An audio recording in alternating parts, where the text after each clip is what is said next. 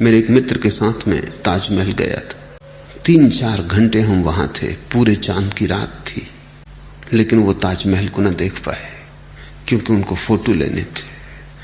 मैंने उनको कहा भी कि फोटो तो तुम्हारे घर गांव में ही मिलते थे, बिकते थे, इतने दूर आने की जरूरत न थी।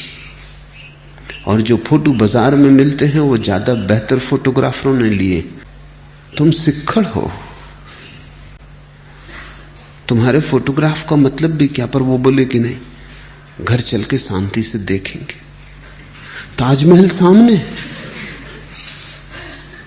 वो चित्र ले रहे हैं, वो घर चल के शांति से देखेंगे और तब वो सोचेंगे कैसा प्यारा ताजमहल। और वो कभी उन्होंने देखा नहीं, वो कैमरे ने देखा होगा, वो तो वहां थे ही नहीं, वो एल्बम बना रहे हैं। तुम कभी ख्याल किए कि तुम पीछे लौट लौट कर देखते हो बचपन कितना प्यारा था, पर बचपन में तुम वहां थे कि ताजमहल के फोटो लिए? कोई भी बच्चा वहां नहीं है, वो जवानी के सपने देख रहा है, वो बड़े होने की कामना कर रहा है, वो जल्दी जल्दी बड़ा हो जाना चाहता है क्योंकि उसे लगता है बड़े बड़ा आनंद लूट रहे हैं, बड़ों के पास शक्ति है, सामर्थ्य है, मेरे पास कुछ भी नहीं। वो जल्दी में है, वो जल्दी बड़ा होना चाह रहा है। छोटे बच्चे खड़े हो जाते हैं कुर्सियों पर, अपने बाप से कहते हैं हम तुमसे बड़े हैं। वो बड़े होने की कामना उनमें गहरी हो गई। छोटे बच्चे सिगरेट पीने लगते हैं सिर्फ इसलिए कि सिगरेट बड़े का प्रतीक है, बड़े पी रहे हैं उसको, वो ताकतवर आदमी का सिंबल है, उसका प्रतीक है। बच्चे सिगरेट पीने लगते हैं क्योंकि उससे अकड़ मालूम होती है कि वो भी बड़े हो गए। मैं एक गांव में ठहरा हुआ था, सुबह सुबह घूमने गया था। एक छोटे बच्चे को मैंने आते देखा, इतनी सुबह, और बच्चा इतना छोटा, 6-7 साल से ज्यादा का ना रहा होगा, और उसका ढंग ऐसा कि मैं भी देखता रह गया। हाथ में एक छड़ी लिए था, बड़े बूढ़े की तरह चल रहा था, और उसने छोटी सी मूछ भी लगा रखी थी। जब मैंने उसे गौर से देखा तो वो भाग के एक वृक्ष के पीछे छिप गया। मैं उसके पीछे गया तो अपने घर में चला गया। मैं उसके पीछे उसके घर पहुंचा। उसने जल्दी से अपनी मूछ निकाल के खीसे में रख ली। मैंने पूछा कि मामला क्या है, तू कर क्या रहा है? उसके पास कोई उत्तर नहीं है, शायद उसे भी पता नहीं है। बड़े होने का ढोंग कर रहा है, बड़ा होने की आकांक्षा जग गई है। छोटे होने में पीड़ा है, सभी बड़े होना चाहते हैं। यही बच्चा कल बड़ा होकर बचपन की बातें करेगा कि बचपन स्वर्ग था। उस स्वर्ग के केवल चित्र लिए, वो स्वर्ग कभी जिया नहीं। बूढ़े हो जाओगे तब तुम जवानी के चित्रों का एल्बम देखोगे। वो जवानी भी तुमने कभी जी नहीं, जब वहां थे तब वहां थे नहीं। यही रोग पाप है। तुमसे बहुत और व्याख्याएं लोगों ने कही हैं पाप की, शायद किसी ने तुमसे ये व्याख्या ना कही हो। लोगों ने कहा है बुरा करना पाप है, गलत होना पाप है, गलत करना नहीं। और जो ठीक हो गया उसके जीवन से पाप विदा हो जाते। इसलिए असली सवाल ठीक करने का नहीं है, असली सवाल ठीक होने का है। इस भेद को ध्यान में रख लेना, क्योंकि ये भेद बुनियादी है। अगर तुम गलत को ठीक करने में लग गए तो तुम जन्मों जन्मों तक गलत को ठीक करते रहोगे। गलत ठीक ना होगा क्योंकि तुम गलत हो, वहां से और गलतियां पैदा होती रहेगी। ये तो ऐसा ही है जैसा एक शराबी आदमी है, वो शराब पीना तो बंद नहीं करता, संभल के चलने की कोशिश करता है। सभी शराबी करते। तुमने अगर कभी शराब पी है तो तुम्हें पता होगा, जितने शराबी संभल के चलते कोई नहीं चलता। हालांकि वो गिरते हैं मगर संभल के वो बहुत चलने की कोशिश करते। जिसने शराब नहीं पी है वो संभल के चलने की कोशिश ही क्यों करेगा? वो संभल के चलता ही है, इसकी कोशिश थोड़ी करनी होती है। जो होश में है उससे पुण्य होता ही है, पुण्य करना थोड़ी होता है। किया पुण्य भी 2 कौड़ी का हो जाता है। करने में ही तो अहंकार समा जाता है। जो होश में है उससे पुण्य ऐसे ही होता है जैसे बुद्ध कहते हैं गाड़ी के पीछे चाक चले आते हैं, आदमी के पीछे छाया चली आती है। जो गलत है, बेहोश है, उससे पाप भी ऐसे ही होता है जैसे गाड़ी के पीछे चाक चले आते हैं। गाड़ी गुजरती है तो चाक के निशान रास्ते पर बन जाते, वो अपने आप हो जाते। तुम निशानों को पहुंचने में मत लग जाना, क्योंकि गाड़ी चलती ही जा रही। तुम निशान पहुंचते जाओगे, गाड़ी नए रास्ते पर नए निशान बनाती चली जाएगी। तुम छाया से मत लड़ने लगना, क्योंकि जब तक तुम ही नहीं खो गए हो, छाया कैसे खो जाएगी? जब तुम ही खो जाओगे तभी छाया खो जाएगी। बड़ी पुरानी कथाएं हैं जिनमें यह कहा है कि ज्ञान को उपलब्ध व्यक्ति की छाया नहीं बनती। उसका यह मतलब नहीं कि वो धूप में चलता है तो उसकी छाया नहीं बनती। उसका मतलब यही है कि ज्ञान को उपलब्ध व्यक्ति का कोई कृत्य नहीं रह जाता, सिर्फ अस्तित्व रह जाता है। वो होता है और उसका होना इतना महिमावान हो जाता है कि उसकी कोई रेखा नहीं छूटती, पुण्य की रेखा भी नहीं छूटती, क्योंकि जिसकी भी रेखा छूट जाए वही पाप हो गया। कृत्य बनता ही नहीं, कर्म होता ही नहीं। इसी को कृष्ण ने गीता में कहा है कि जब तुम फलाकांक्षा छोड़ दोगे तो तुम्हारा कर्म अकर्म हो जाता है, जैसे हुआ ही नहीं। जैसे पानी पर किसी ने लकीर खींची, खींच भी न पाई और मिट गई।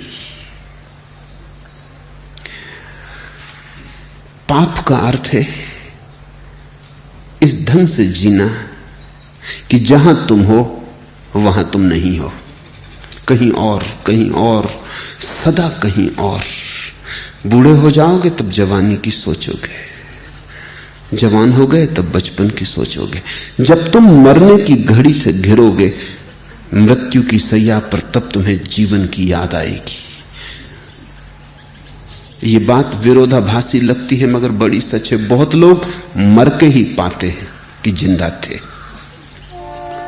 जिंदगी में उनको कभी इसका पता ना चला, मरे तभी उनको अनुभव हुआ, अरे जिंदा थे।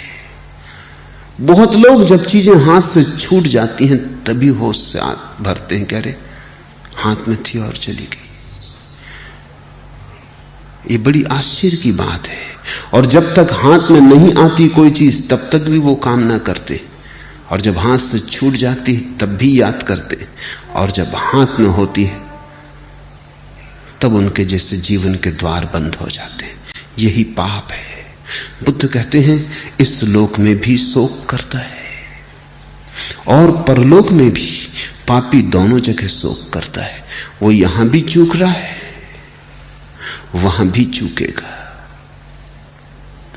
क्योंकि चूकने का अभ्यास निरंतर गहन होता जा रहा है। तुम ये मत सोचना कि तुम्हें स्वर्ग मिल सकता है। मिल सकता होता तो अभी मिल सकता था। तुम ये मत सोचना कि स्वर्ग कल मिलेगा और मरने के बाद मिलेगा, क्योंकि स्वर्ग तो चारों तरफ मौजूद है, अभी और यहीं। इसी क्षण स्वर्ग वर्षा है तुम्हारे चारों तरफ, तुम्हें चारों तरफ से घेरा है स्वर्ग ने, पर तुम मौजूद नहीं हो। और तुम अगर आज मौजूद नहीं हो तो कल मरने के बाद तुम कैसे मौजूद हो सकोगे? मौजूद होने का कोई अभ्यास ही नहीं। मरने के बाद भी तुम वही होगे जो तुम हो। इसी को तो हम कहते हैं बार बार जन्म लोगे। बार बार जन्म लेने का अर्थ है तुम फिर वही हो जाओगे जो तुम थे। तुम दोहराओगे, तुम पुनरुक्ति करोगे। तुम्हारे जीवन में क्रांति ना होगी, पुनरुक्ति होगी।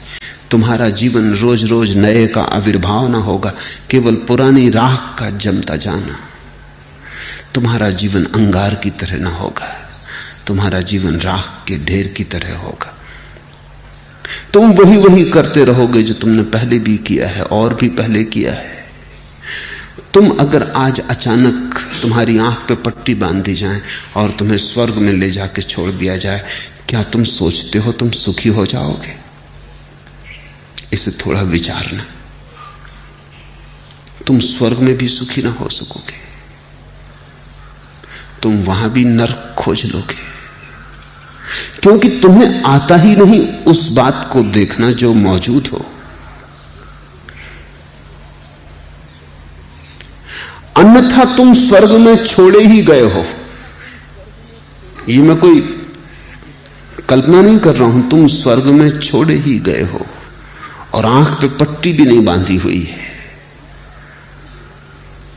फिर से एक बार सूरज को देखो, फिर से एक बार फूलों को देखो, फिर से एक बार पक्षियों के गीत सुनो जैसे कभी ना सुने हो, फिर से एक बार नए और ताजे होकर जिंदगी से संपर्क साधो, फिर से एक बार अभी और यहीं उत्सव में डूब जाओ। अचानक तुम पाओगे स्वर्ग था। चूकते हम इसलिए न थे कि स्वर्ग दूर था, चूकते हम इसलिए थे कि स्वर्ग में थे, लेकिन वर्तमान में होने की कला ना आती थी। इस लोक में भी शोक करता है और परलोक में भी पापी दोनों जगह शोक करता है। वह अपने मैले कर्मों को देखकर शोक करता है, पीड़ित होता है, अतीत को याद करता है, तो सिवाय मैले कर्मों के कुछ दिखाई नहीं पड़ता। सोया हुआ आदमी मैले कर्म ही कर सकता है, उसकी पूरी कथा, उसका पूरा इतिहास मैले कर्मों का होता है। जैसे किसी ने नींद में चित्र बनाया हो,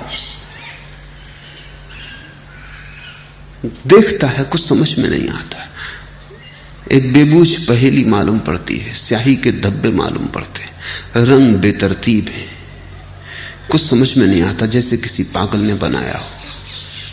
यद्यपि पागल मिल जाएंगे उसकी प्रशंसा करने को भी, क्योंकि दूसरे भी इतने सोए हुए हैं। तुम्हारे जीवन की प्रशंसा करने वाले लोग मिल जाएंगे, क्योंकि वे भी तुम जैसे। मैंने सुना है कि पिकासो के चित्रों की एक प्रदर्शनी पेरिस में हुई। एक चित्र के पास बड़ी भीड़ थी और लोग बड़ी प्रशंसा कर रहे थे, और तब पिकासो आया और उसने आके चित्र को सीधा टांगा, वो गलती से उल्टा टंगा था। लोग उसकी प्रशंसा कर रहे थे, उनमें से किसी को यह भी पता न चला कि वो उल्टा टंगा है। पिकासो के चित्र उल्टे या सीधे फर्क करना मुश्किल, पिकासो भी कैसे करता था यह भी मुश्किल है।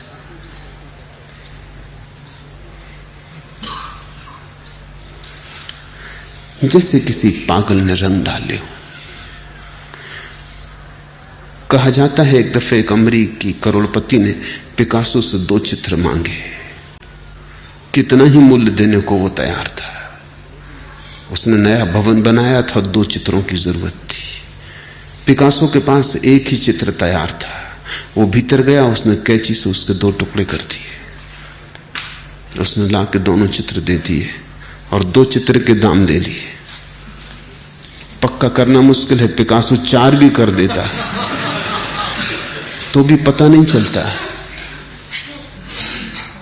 पिकासो के चित्रों में मनुष्य की पूरी विक्षिप्तता प्रकट हुई, और अगर उसके चित्रों का इतना समादर हुआ तो उसका कुल कारण इतना था कि मनुष्य के मन की जैसी दशा है उसका ठीक ठीक चित्रण उसके चित्रों में हो गया है।